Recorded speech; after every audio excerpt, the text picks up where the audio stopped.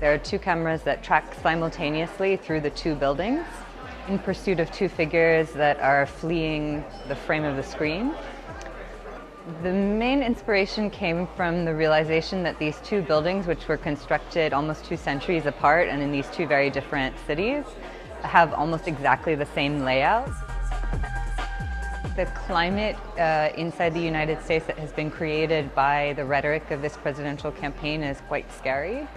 And I think anything that culture can do to push back against that is, significant and worthwhile.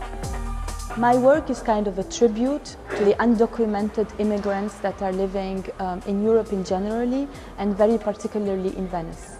It is produced by taking the measures of the outlines of the carpets on which the street hawkers in Venice put their goods.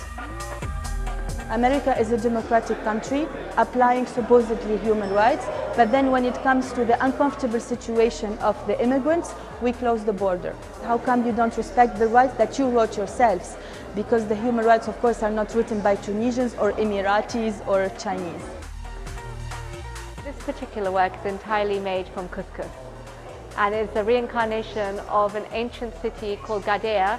Obviously, it deals with the legacy of colonialism, but it also resonates the idea of a sandpit, a castle that's being created that children ordinarily do. And it's quite interesting for me to think about these polemic issues that polarize them and us, him and her.